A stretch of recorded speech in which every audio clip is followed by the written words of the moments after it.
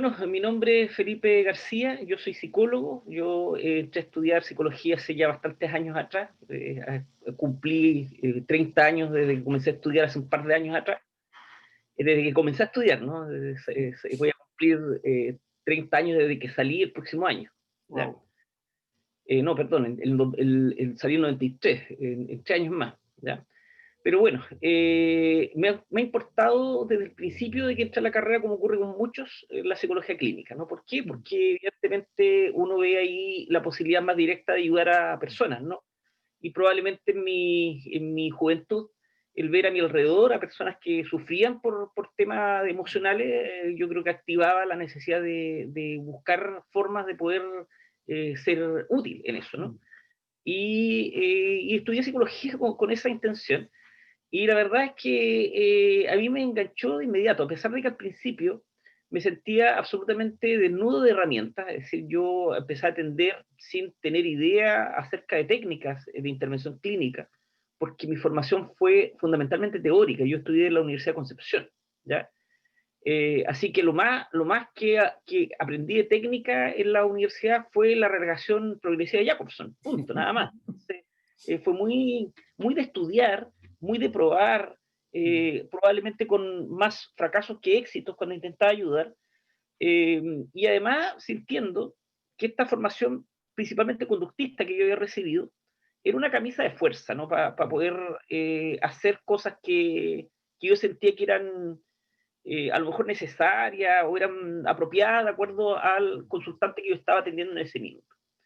El punto de inflexión fue el año 2001, si no me equivoco, cuando decidí empezar a especializarme. Antes de eso no lo había hecho, yo ya, estudiaba por mi cuenta. Y me empecé a especializar en terapia sistémica.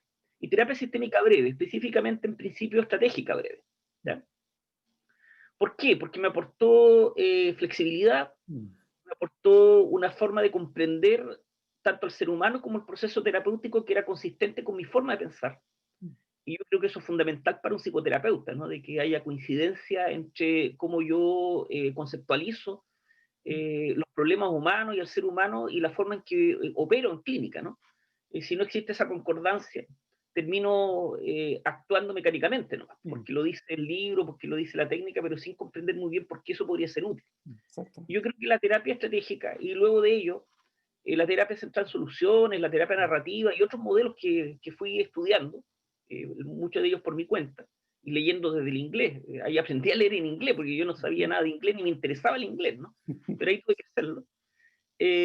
Yo creo que empezó a generar en mí más seguridad. Yo creo que mi nivel de éxito clínico aumentó exponencialmente mm, y yo diría como una palabra que se usa mucho hoy día, me empoderé. Y eso me llevó a que en algún momento, el año 2013, si no me equivoco, decidiera publicar un libro mm, sobre lo que se hace en Latinoamérica en terapia sistémica breve. Y ese libro es este que está acá, que es la segunda sí, edición, mm, ya, de un libro que publiqué en el 2013, del 2015.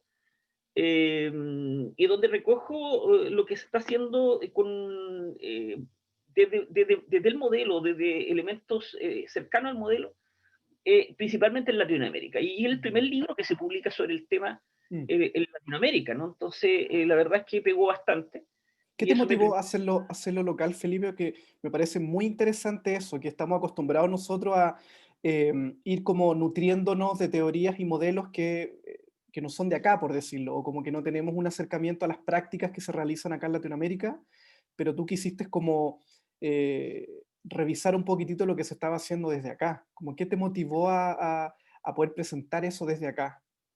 Bueno, yo creo, por un lado, la misma crítica que tú haces, ¿no? A nosotros se nos enseña en la universidad a seguir casi a rajatabla modelos Sí. que vienen de Europa y Estados Unidos, que no, que no coinciden con la idiosincrasia latinoamericana. Mm. Acá no tenemos los niveles de pobreza que hay allá, o al revés, ¿no? Allá no tienen los niveles de pobreza que hay acá. La importancia que se da a la familia, al Mm, contexto, a la comunidad también es muy distinta. mm, La forma en que enfrentamos en general las conversaciones y los mm. encuentros entre seres humanos también es muy distinta a lo que ocurre allá, ¿no? Sí. Entonces, hay tanta diferencia que yo tenía una crítica fundamental. Los libros elaborados desde Estados Unidos no me servían. Yo empecé a Mm, estudiar principalmente autores latinoamericanos. Y cuando yo decidí escribir el libro, fue justamente a esos autores latinoamericanos, como Bismarck Pinto, como Marcelo Severio, los que mm, invité a participar, porque eran los que leía, ¿no? Y los que me servían. El resto, la verdad es que no me era útil. Eso en primer lugar. Y segundo, porque de un enfoque sistémico que fue empezar a abordar, le da una importancia relevante al contexto. mm, ¿Ya? Y por eso, además, ahora último me he acercado a las terapias cognitivas conductuales de tercera generación, porque también son contextuales, ¿no? mm, Entonces, y esa importancia del contexto nos hace pensar en la psicoterapia enraizada en un territorio, mm, no una psicoterapia que está absolutamente ajena a lo que se hace en el lugar donde lo hace. ¿Ya? mm, Y yo creo que además eso fue lo que permitió la divulgación del modelo. Bueno, la verdad es que empezamos desde ahí a hacer muchas cosas. mm. Sí, sí, estaba pensando un poco eh, que este reconocimiento de lo contextual también va permitiendo cambiar esta, quizás más antes de cómo adaptar el modelo a la persona, o que la persona como que trate de ser encajada a un modelo, mejor dicho, como que el modelo fuese una plantilla a la cual yo pudiese aplicar sin distinción del contexto cultural, sin distinción del contexto particular específico de la persona. Entonces, por eso encontraba que era tan valioso este movimiento que haces tú de llevarlo desde lo local, desde, bueno, cómo esto se está aterrizando, cómo esto se está llevando a cabo desde nuestro contexto, que, claro, que como tú dices, es distinto Y al contexto de origen de estos modelos, finalmente. ni siquiera aterrizando, estamos construyendo. Ya Mm. estamos construyendo desde acá, ¿no? Y si quieren allá aterrizan, ¿no? Pero estamos construyendo desde acá. Mm, Y eso yo creo que es lo más significativo porque nos hemos dado cuenta que en Latinoamérica, la verdad es que tengo una perspectiva más latinoamericana que chilena, ¿no? Desde Latinoamérica estamos innovando mucho respecto a formas de intervenir, ¿no? Lo que nos falta es investigación. Y ahí yo también le he hincado el diente mm, durante muchos años para ver cómo aunamos la que es investigación con la intervención. mm, Pero sí estamos innovando mucho. De hecho, hay un libro que es este, que también recoge lo que hacemos ya, ya en Latinoamérica y algo de España, en idioma español en el fondo, sí, que justamente muestra las innovaciones, ¿no? Lo que nosotros, mm, el uso del humor, el uso de la fotografía, etcétera, ¿no? Varias cosas que aparecen ahí, que son también tan propias nuestras. Si el gringo no tiene otro sentido de humor tampoco. Hace poco veía un video si no me equivoco, de doblado, de enano, donde mostraban lo absurdo para un gringo del humor chileno, ¿no? Entonces, eh, bueno, eso. Entonces, mm, yo creo que eso es yo creo lo fundamental. Nosotros tenemos mucho que aportar, tenemos mucho que decir. No somos corderos obedientes que van a seguir un manual escrito por personas que ni siquiera nos conocen ni les mm, interesamos, ¿ya? Sino que nosotros podemos proponer cosas desde acá y que te aseguro que son mucho más útiles al mm, momento de la práctica, ¿no? De la mm, praxis, de tener al frente a un consultante, un sistema consultante, que estos textos que eran elaborados en otras latitudes. mm. Sí, qué interesante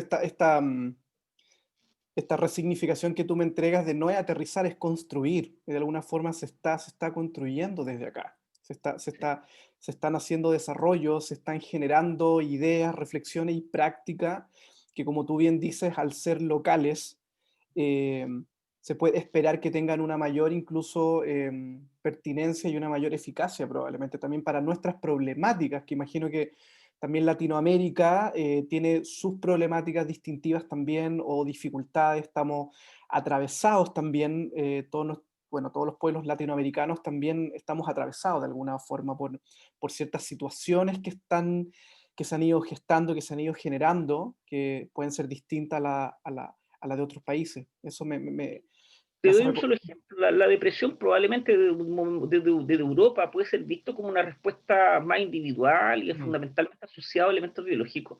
Pero acá no podemos desligarlo de la pobreza, mm, de la desigualdad, ¿no? Que mm, genera respuesta como síntomas depresivos mm, y que no tienen que ver con elementos genéticos mm, y que tenemos que considerar, ¿no? Al momento de mm, intervenir con alguien que se presenta a terapia con síntomas depresivos. mm. Eso me ha llamado harto la atención. Yo creo que como he visto viendo, bueno, a partir de que ha crecido la familia, yo le digo ha crecido la familia porque nos hemos encontrado también con muchas variantes, con muchas escuelas, con muchos modelos, con muchos desarrollos. y a partir de este desarrollo de estos modelos que se les llama posmoderno, cómo ha vuelto a estar nuevamente al centro el tomar un posicionamiento ético respecto con estas situaciones más sociales. Y cómo desde la narrativa, por ejemplo, desde las prácticas colaborativas dialógicas, como que ha vuelto a estar o se ha vuelto a poner la mirada de tenemos que hacernos cargo, tenemos algo que decir desde nuestra área terapéutica o psicoterapéutica respecto al sufrimiento y al malestar de las personas, eh, no responsabilizándolas necesariamente solo a ellas, sino que, bueno, que tiene que, cómo influye el contexto social, cómo influye lo comunitario, cómo influye también los gobiernos, o sea, no sé si tú tienes esa sensación, pero he visto que a partir de estos nuevos desarrollos ha vuelto a estar en el discurso, por lo menos, en conversaciones con colegas de otros países de estos modelos, está muy presente. A mí me llama la atención la pasión que está ahí, como de, oye, pero la desigualdad, los discursos dominantes, la opresión, prácticas colonizadoras y cómo desde lo terapéutico podemos o favorecer eso o ir para el otro lado, aportar algo distinto. Sí. Sí, o sea, es para nosotros evidente de que parte de la psicoterapia consiste también en discutir estos elementos territoriales, ¿no? Mm, Y cómo esto influye en algunas quizá incluso creencias que las personas sostienen y que ni siquiera se han cuestionado. Te doy un ejemplo tan básico, ¿no? Este tema de la desigualdad. Mucha gente se sorprendió cuando ocurrió el estallido social en Chile. mm, Pero en el momento que nos sentamos a pensar, bueno, pero ¿por qué ocurre? Y empezamos a ver un montón de desigualdades y de injusticias previas que ni siquiera nos habíamos percatado que existían. O sea, y hubo un momento determinado en que nos miramos y dijimos, pero ¿cómo dejamos pasar esto? mm, Pero lo dejamos pasar muchos años, ¿no? Hasta que alguien dijo, no, no más, aunque haya sido por 30 pesos, como dicen algunos, pero no más, y no más, no mm. más, ¿no? Y ahí ya se le paró la hilacha al chileno, y la verdad es que buscó otras formaciones que están en proceso, ¿no? Mm, Pero tiene que ver con lo mismo, como de repente en nuestras vidas nos vemos influidos por elementos culturales, mm, sociales, económicos, y no nos percatamos de eso, mm, nos percatamos solamente de los efectos que esto provoca en uno mm, mismo, ¿no? mm, Y por lo tanto no hacemos nada, ni uno mismo, ni con otros, mm, para poder resistirnos a eso. mm. Sí, me estaba acordando de mucho como graffiti o cosas que decía, no es depresión, es desigualdad, de cómo esta mirada o esto de, oye, lo que se ha venido quizás considerando desde la salud mental más patologizadora, como más individualistas, como acá también hay un componente social. O sea, ¿qué esperamos de una persona que vive en desigualdad, que no tiene trabajo, que no tiene las condiciones necesarias y suficientes como para poder tener este bienestar, ¿ya? Que es como se entiende desde los organismos también la salud como estado de bienestar, y más encima le regalamos una etiqueta diagnóstica. Como, sí, entonces me ha dado mucho gusto ver eso, ver como esa crítica, como, oye, ¿de qué estamos hablando? ¿Estamos hablando de depresión o estamos hablando de que la persona vive en una situación precaria, de condiciones insuficientes como para poder, no sé, tener un bienestar? Sí. Esa es otra crítica muy presente en la manera de trabajo que tenemos nosotros, ¿no? Que es el tema del diagnóstico psicopatológico. Mm, Porque el diagnóstico psicopatológico, bueno, para mí tiene una serie de críticas, ¿no? Pero una de ellas, que es la que estás tomando tú, es que personaliza el problema. O sea, el problema de esta persona que tiene depresión, que tiene ansiedad, que tiene un trastorno psicótico, que tiene, etcétera, ¿no?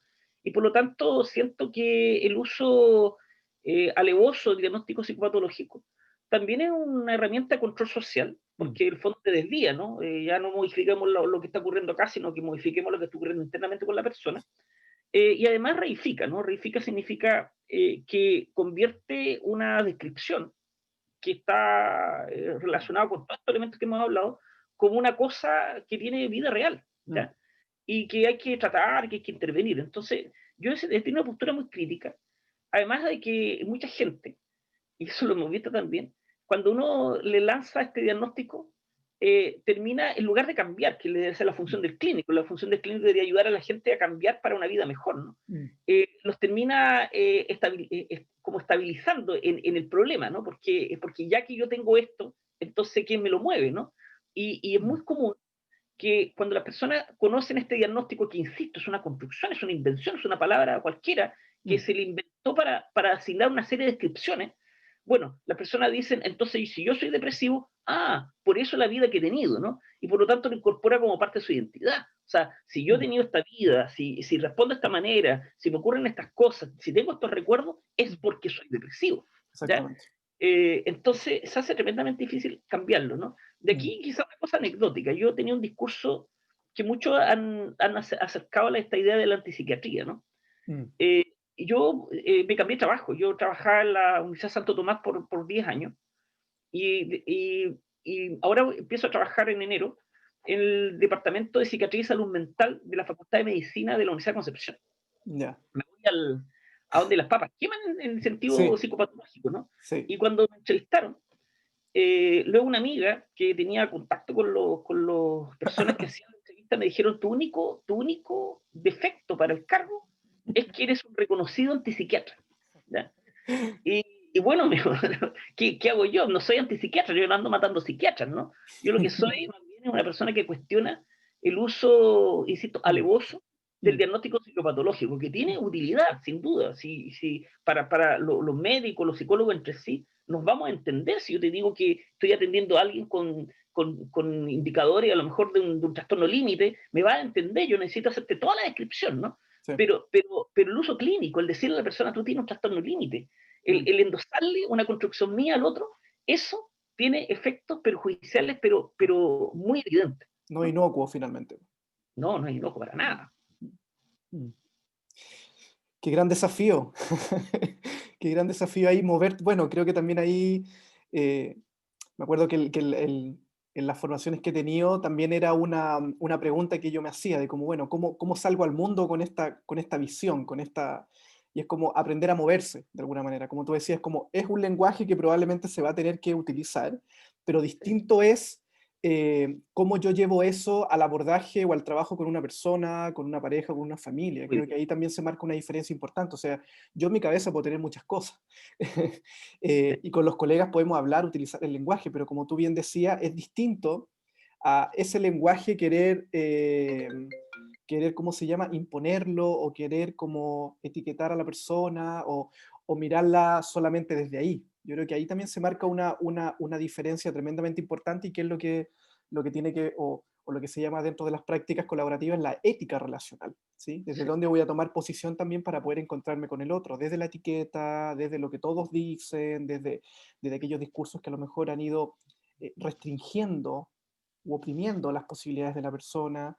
Así que creo que tienes un desafío ahí En el fondo importante. hay que hacer un reconocimiento. Los que quienes dedicamos a la psicoterapia tenemos que hacer este reconocimiento. Primero, que lo que yo tengo en mi cabeza para poder entender lo que me cuenta el otro no son realidades, son construcciones. Eso es lo primero. O sea, Mm, entender que lo que tengo aquí es una construcción. Y por mm, lo tanto no tengo por qué endosarle necesariamente mi construcción al otro, ¿no? Gianfranco Sechin, mm, este italiano que participó del grupo Milán, le llama prejuicios. ¿Ya? mm, Son prejuicios que el terapeuta tiene en base a su formación, experiencia, lectura, etcétera, ¿no? Pero endosarle ese mm, prejuicio como realidad al otro es un problema. Y el segundo punto que hay que tomar en cuenta que nace psicoterapia es que uno tiene poder. Tiene poder, ¿no? Y por lo tanto tiene que hacerse responsable de ese poder. Por lo exacto. tanto, no es lo mismo que una persona le diga al otro que tiene trastorno límite a que se lo diga yo. ¿Ya? Si lo hago yo, estoy haciendo un uso irresponsable de ese poder, porque querrámoslo o no, lo tenemos. ¿Ya? Y yo creo que la mejor forma de controlar el poder que tenemos para no perjudicar al otro es hacernos conscientes de él, ¿no? Mm, Hacernos conscientes de cómo influimos, ¿no? Y cómo además, obviamente, nos dejamos influir. mm. Importante lo que dice Felipe. Creo que es, esa importancia del reconocimiento también del lugar que ocupamos a nivel social, de cómo las Mm. personas también, desde dónde nos sitúan también las personas. Si Exacto. finalmente, y que es la herencia del modelo biomédico. Yo creo que quizás me aventuraría a decir de que va por ahí, de que de alguna forma se le atribuye a un otro, por un tema necesario, yo necesito atribuirte a ti la capacidad y como la potestad de poder ayudarme frente a alguna situación, algún problema. Pero claro, ahí lo que el otro pueda depositar en nosotros o sea, puede cambiar su vida finalmente. Si el otro me está situando desde un lugar tan relevante y de tanto poder y yo como tú dices, no lo hago consciente, o sea, se puede marcar la vida de una persona. Y yo creo que tanto tú como yo hemos visto experiencias de etiquetas, de rótulos, de intervenciones, eh, bueno, más allá de la clínica, estoy pensando ahora en lo jurídico, de cómo ciertas decisiones respecto a la vida de niños, niñas y adolescentes o de familia, ahí se ve de alguna forma mucho más patente de que lo que tú decías, este poder que se tiene sobre el otro, es tremendo, ¿sí? Eso me lleva a pensar otro tema que es tremendamente importante y que quería conversarlo contigo, es que tú eres docente. Yo también soy docente hace probablemente mucho menos tiempo que tú tienes mucho más trayectoria, y, y me he encontrado harto en conversaciones con estudiantes respecto a la construcción del rol del terapeuta, ¿sí? Em, con estudiantes en donde llegan a un punto como con harto temor, con harto nerviosismo de hacerlo bien, de tener que atender bien, de hacer la pregunta precisa, de manejar la teoría, em, y como no dejando tanto espacio como para esto otro que tiene que ver con habitar la incertidumbre. O sea, no todo lo vamos a saber o a conocer, pero pareciera ser, y que yo me lo he cuestionado, si tiene que ver con la academia, tiene que ver con los docentes, no sé, como esta transmisión de que el futuro terapeuta o los estudiantes de psicología tienen que de alguna forma demostrar una seguridad y, no sé, hay algo ahí con la construcción del estudiante de psicología, no sé, en tu experiencia como docente, ¿cómo has ido viendo ese desarrollo de lo que se espera también de un terapeuta? Creo que a lo mejor ha ido variando con los años, no sé, tú llevas mucho más tiempo, pero con mi estudiante hemos conversado harto respecto a eso, de cómo ellos sienten de que deben ser, cómo deberían ser, eruditos, estudiosos, seguros, no equivocarse, no titubear, no tartamudear. Ha sido como bastante interesante escucharlo, ¿sí? No sé cómo ha sido tu experiencia también en la formación de estudiantes. Hay que entender que el proceso de psicoterapia es un proceso heurístico, no algorítmico. A pesar de lo que los conductistas nos intentaron presentar en algún momento, que era casi un modelo matemático el que se aplicaba en psicoterapia, Mm. incluso prescindiendo el terapeuta, porque era tan matemático que usando instrucción programada o grabación era suficiente para la psicoterapia. La verdad es que no es así. De hecho, en mi misma práctica, a veces en libro, en texto, dice que si yo pregunto esto, el consultante me responde esto otro, entonces yo le tengo que contrapreguntar esto otro, Mm. pero el consultante responde cualquier cosa menos lo que aparece en los libros. Entonces, no puede ser un proceso matemático, ¿ya? Y un proceso heurístico, ¿qué significa?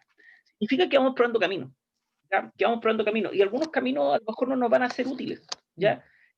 A lo mejor probé algo con la mejor intención, es una pregunta que creo que era la fundamental para hacer, pero la persona en lugar de responder se cohíbe, se restringe, cambia el tono, cambia la mirada. Entonces yo tengo que ser capaz de ir variando Mm. camino y entendiendo que más de alguna vez me voy a meter por un camino que no conduce a nada, es decir, más de alguna vez voy a hacer aquello que llaman error, Mm. ¿ya?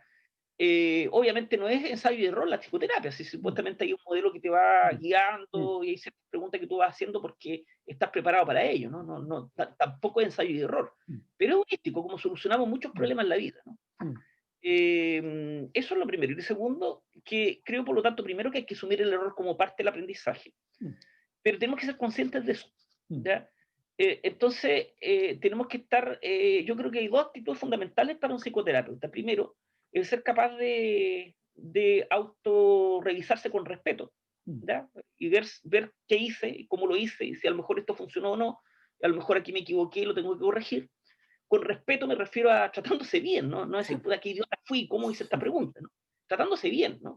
Como en general cuando emprendemos, algún tipo de actividad que nos apasiona, Mm. hacemos eso. Si de repente aprendemos a jugar ajedrez y digo, wow, me equivoqué acá, bueno, la próxima lo haré de otra manera, ¿no? No nos tratamos mal, ¿no? Y lo mismo la psicoterapia. Y lo segundo es el permanente estudio, ¿ya? Mm. Uno no deja de estudiar nunca. Yo Mm. tengo, como te señalé, voy a cumplir 30 años de ejercicio profesional, pero sigo estudiando, Mm. sigo comprando libros, como ve ahí atrás, Mm. y sigo también buscando cosas nuevas. Ya en ningún caso tengo yo la impresión de que ya lo sé todo, ni que hay nada nuevo, porque eso, es la verdad es que en esta actividad eso no existe, Mm. ¿ya? Y lo otro que yo creo que ayuda mucho a mis alumnos es que yo he grabado varias sesiones con pacientes reales, muchas. Tengo muchos videos que los muestro en mis cursos, ¿ya? En mis clases o los cursos que yo hago para profesionales. Muestro trozos, ¿no? Pero hay un video en donde yo me equivoco mucho, mucho. O sea, parto mal, termino mal. ¿ya? Me equivoco un montón de cosas, cosas que son evidentes y otras cosas que son más sutiles, ¿ya? Por ejemplo, me equivoco en usar el jet set como pregunta, el jet set, esta es la dirección de aceptación, porque la giro y me sale el resultado al revés. O me equivoco, por ejemplo, en la posición de la silla, porque invado el espacio personal del otro, me equivoco en el nombre del otro, o sea, es una sesión desastrosa. Que yo creo que cualquiera hubiera dicho, mejor la borro, no existe. Pero yo la guardé, y la guardé porque yo me he dado cuenta que ese video de esa sesión es probablemente el que más gusta a mis alumnos, porque los relaja. Dice, wow, si el profe Mm. se equivocó acá y acá y acá, entonces, wow, entonces no me puedo equivocar, ¿ya? Y lo relaja bastante, Mm. ¿ya? Y yo creo que también es un buen medio de mostrarle que en realidad aquí no estamos hablando de algo que se puede hacer sin errores, ¿ya? Al Mm. contrario, ¿ya? Mm.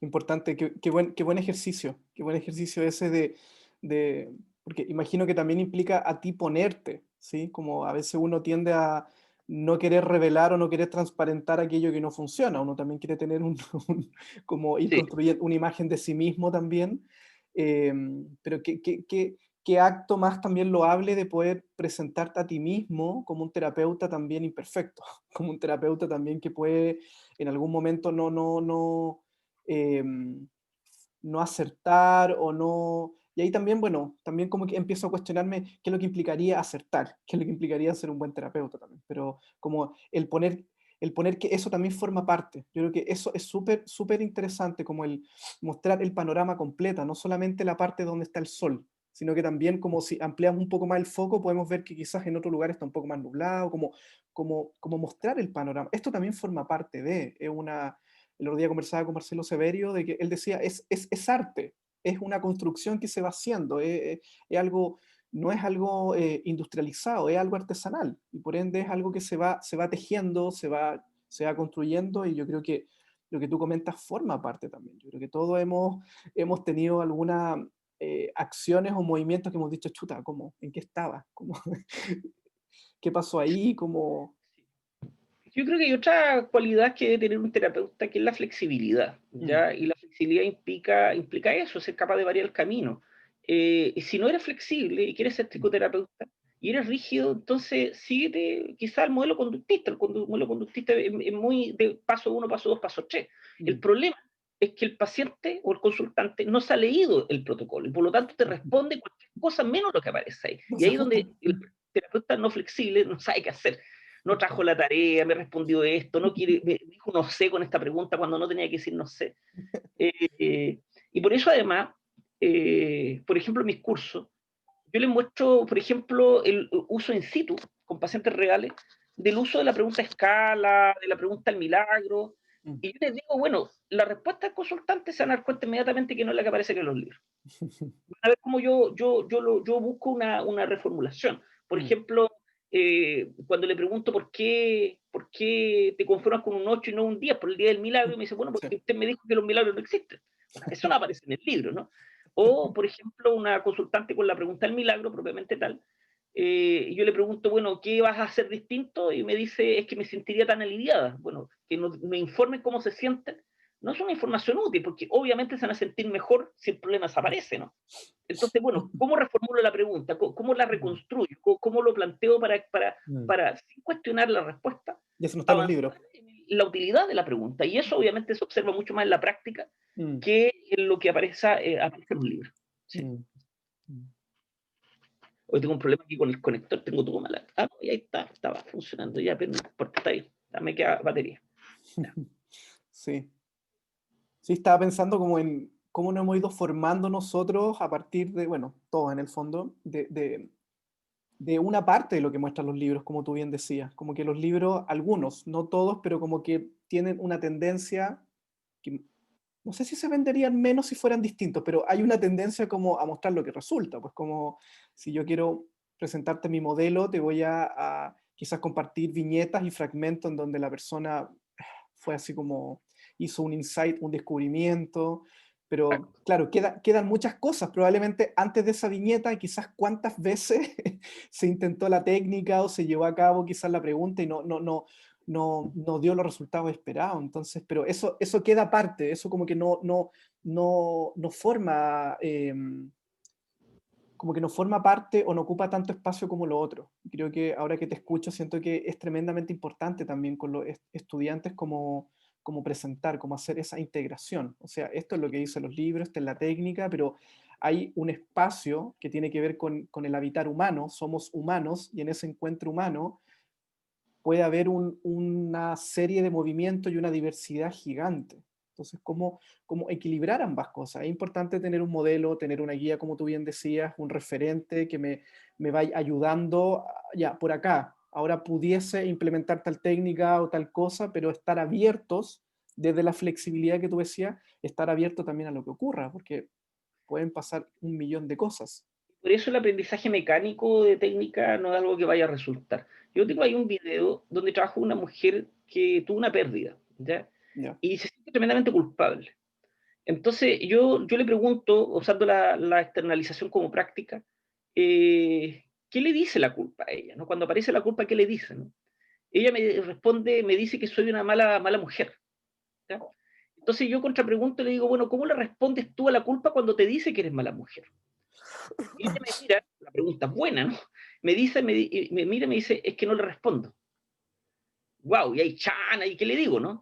Y, bueno, y pienso un segundo y le digo, bueno, ¿cómo te gustaría responderle?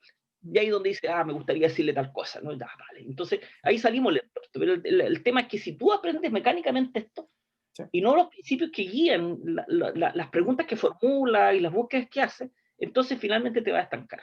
Mm, sí, es verdad.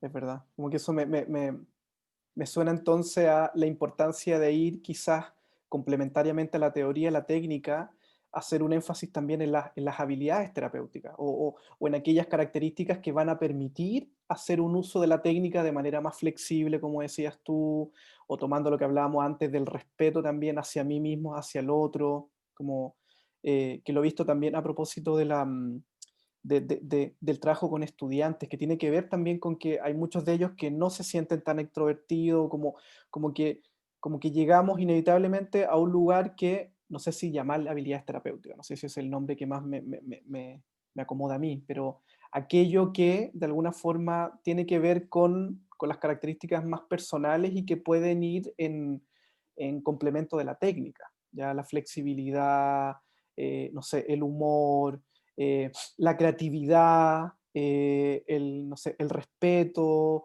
no sé, como todo eso que no forma parte necesariamente o de la teoría o de la técnica. Muchas veces la técnica, justo ayer estábamos viendo técnica y todo el rato yo estaba pensando, oye, pero esta técnica requiere de esta característica. O sea, veíamos, no sé, por algunas técnicas minuchianas, por ejemplo, de Minuchin, y era como, yo a veces digo, quizás solo Minuchin podía hacerlo, porque para que la familia le hiciera caso, se requería de un liderazgo y se requería de, sí, entonces como, como que vuelvo a pensar en lo que tiene que ver con las habilidades o con las características. Nosotros escribimos hace un tiempo este libro, ¿no? Que yo creo que lejos el más vendido de todos los que hemos escrito, que se llama Manual de Técnica Psicoterapia Breve. ¿Por qué lejos el más vendido? Yo creo que por el título, Manual de Técnica. La gente lo que busca es técnica. En la primera plana, en la advertencia al lector, escribimos lo siguiente. Por otro lado, invitamos al lector a no considerar las técnicas presentes en este manual como un modo correcto de hacer psicoterapia o que están escritas sobre tablas de la ley.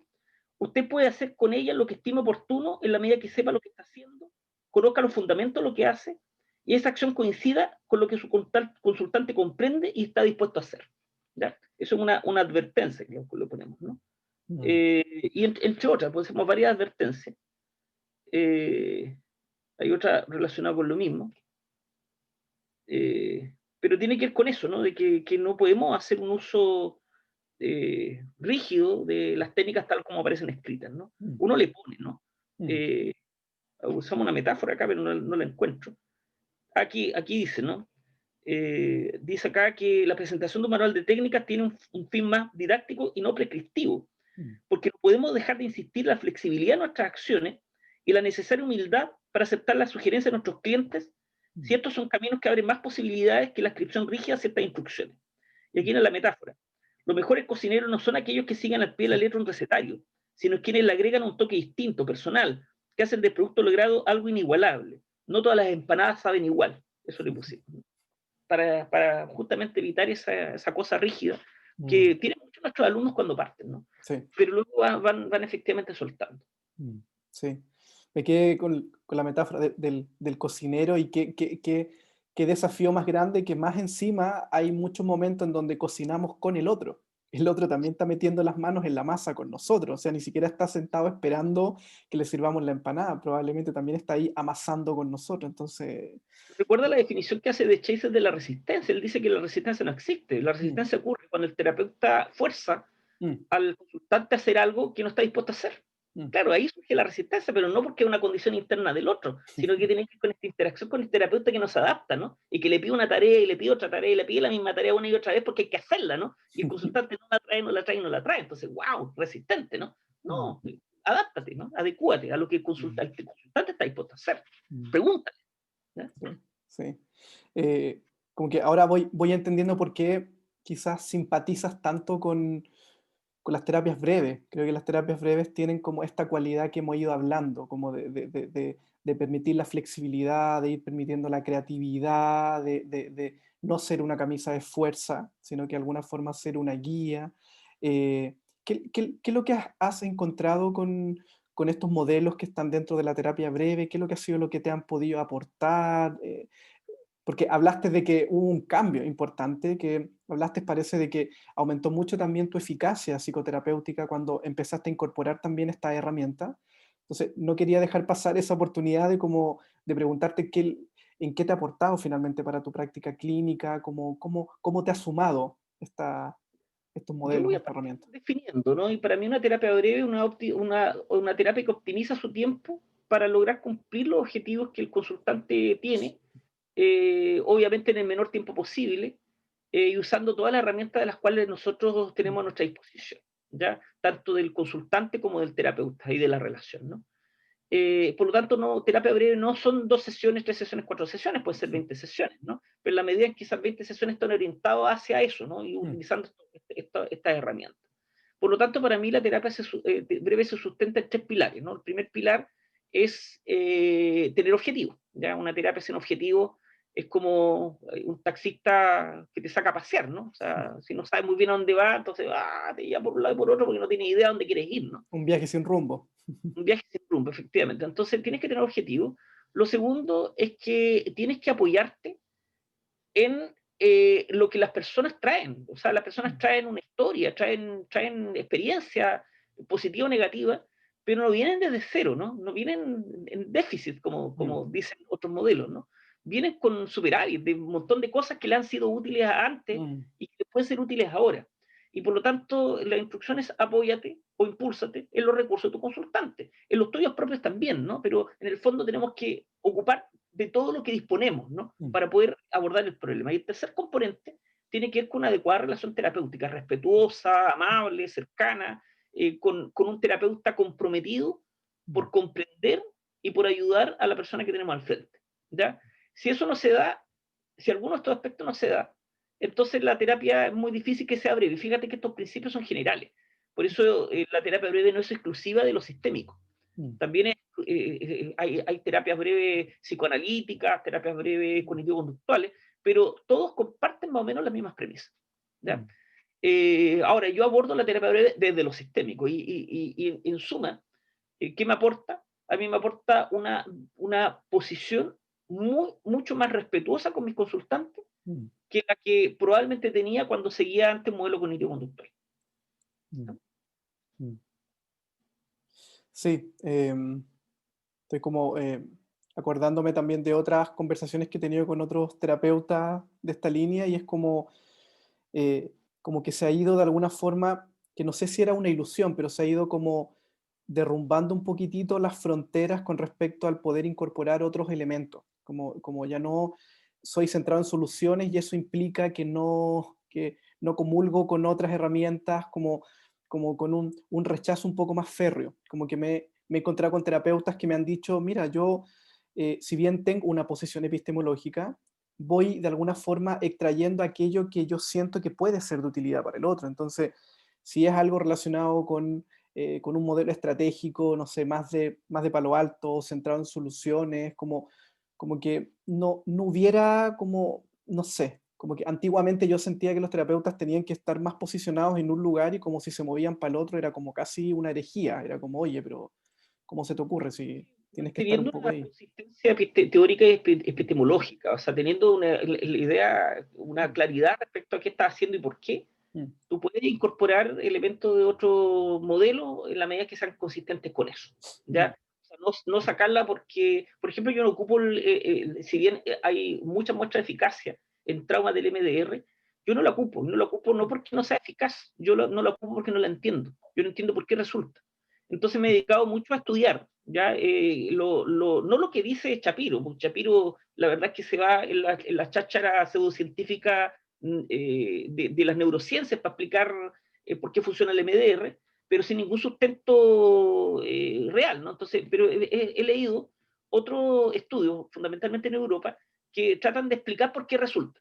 Y mm, eso ya le he encontrado un poquito de razón, hay algo de exposición, hay algo también de esta de fusión, ¿no? Separarte un poco de la experiencia para poder analizarla, y por eso parece funcionar. Y una vez que yo la entienda, la voy a ocupar. Pero si no la entiendo, no la ocupo. mm, Y no entender cómo opera, entendiendo lo que está detrás, su sí, fundamento y sus principios, como decía anteriormente. sí, sí, sí. Mecánicamente la puedo usar, ¿no? Sí, como que es importante saber lo que uno está haciendo finalmente. A todo esto de No, MDR es la desensibilización y sí, de reprocesamiento lo... del movimiento ocular Sí. de la Francine Shapiro, ¿no? Y que ha sido un modelo que ha mostrado eficacia importante en trauma, que es un tema que a mí en lo personal me interesa mucho. Mm, mm. Eso para ver si obviamente tú entiendes, pero probablemente si hay un alumno, Sí, alumno escuchando esta grabación, sí, a es lo mejor verdad. no sabe qué es el MDR, ¿no? Sí. Y aprovechando eso, ¿estás ahora con alguna investigación, desarrollo relacionado con trauma? Que dijiste que era algo que ahora te estaba como... Estoy en el último tercio de mi Fondesit. Yo tengo un Fondesit regular, ya soy investigador principal. El Fondesit es una investigaciones financiadas por el Estado, por la antigua CONICET, Mm, hoy día NID, y que te entrega muchos fondos. La verdad mm, es que es probablemente el programa con más dinero de los que entrega NID para poder desarrollar una investigación de alto impacto. Y el Fondesit que estoy terminando, lo que hace es ofrecer ayuda psicoterapéutica a personas que han vivido recientemente un evento estresante ya. para prevenir que desarrolle sintomatología depresiva postraumática y para promover el desarrollo de bienestar y crecimiento. ¿Ya?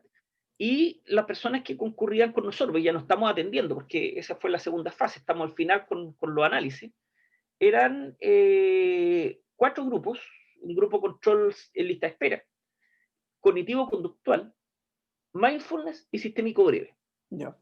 Eran los 4, aleatorizados, y los manuales, porque tiene que ser manualizado para esa investigación, los manuales fueron construidos por expertos en el tema, el de mindfulness por Javier García Campayo, Marcelo de Marzo, que son un español y brasileño que son topísimos. De hecho, aquí tengo un libro de García Campayo, justamente este de los dos, ¿no? Mindfulness y Compasión, de García Campayo y de Marzo.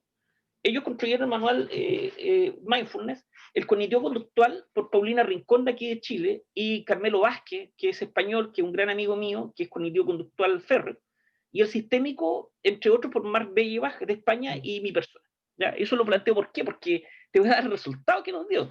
Y cualquiera diría, pero es que tú eres sistémico, no, pero es que cada manual fue construido por expertos y fueron aleatorizados, gente formada por estos expertos. Entonces no tengo más incidencia. Yo, de hecho, la captura de datos no la hago yo. La captura de datos lo hacen una colega, que es la coordinadora, que ella es interesada en mindfulness, ¿no?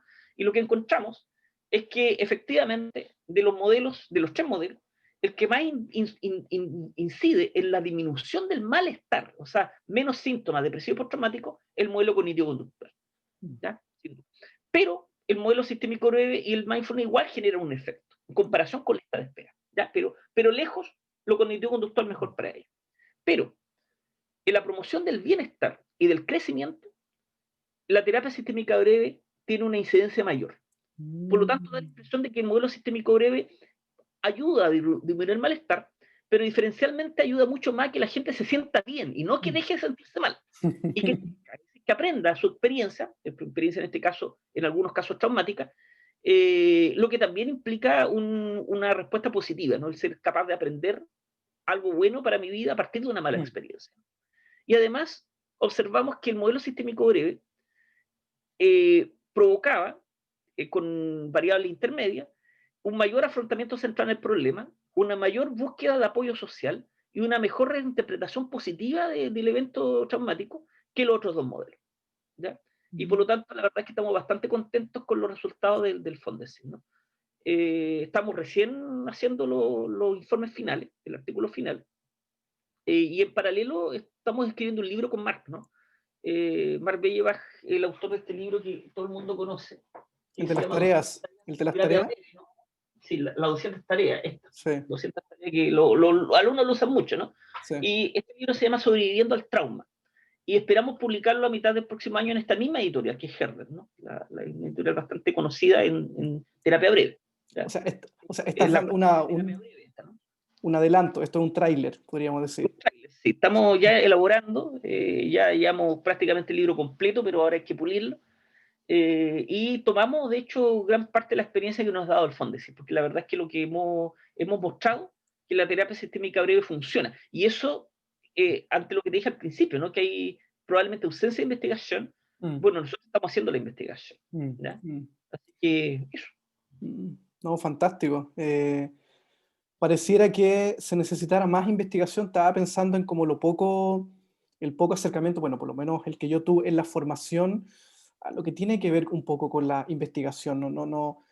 Hace un par de, no sé si 1 o 2 años atrás, empecé a ver que algunas universidades sacaban, creo que la Universidad Portales tiene un magíster en investigación en psicología, como que empezó a generarse como una invitación o un ofrecimiento ya más como académico a poder desarrollar investigación. Entonces, ¿crees tú que es importante, es necesario, nos hace falta mucha más investigación en psicología?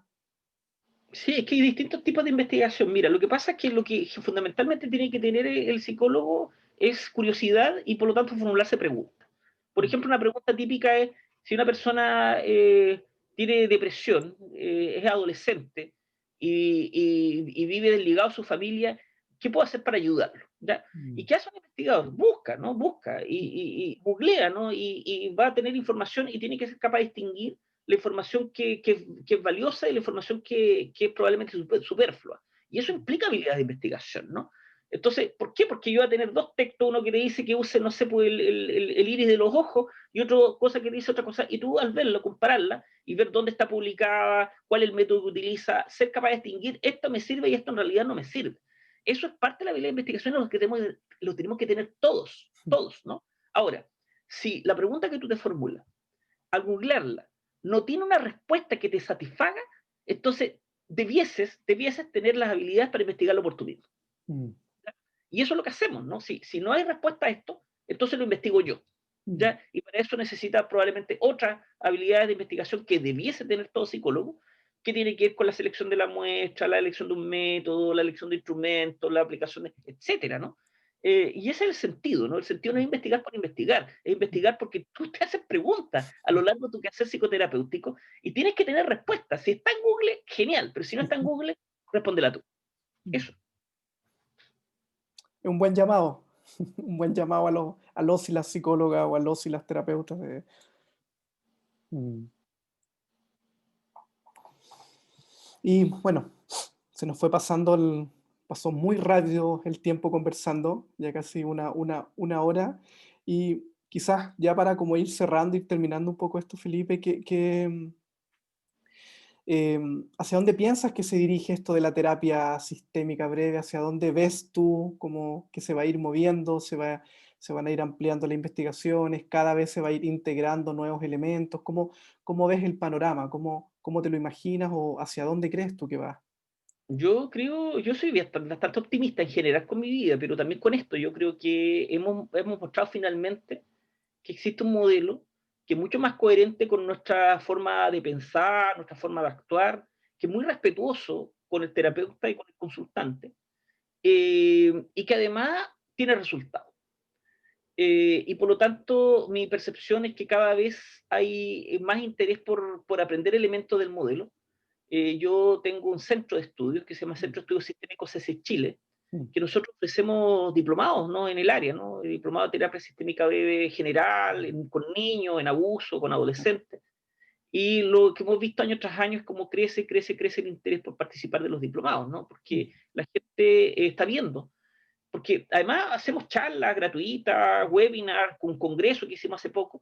Entonces la gente empieza a mirar y dice, "Guau, qué interesante lo que se hizo acá, ¿no? Y el resultado que me gustaría a mí tener, ¿no?". Entonces empiezan a mm, curiosear, interesarse por formarse. Y yo creo que en ese sentido, mi perspectiva es que en algún tiempo más, primero, los modelos sistémicos se transformen en su gran mayoría, los que hacen terapia sistémica en Chile, en sistémicos breves, ¿ya? Porque es mucho más pragmático, ¿no?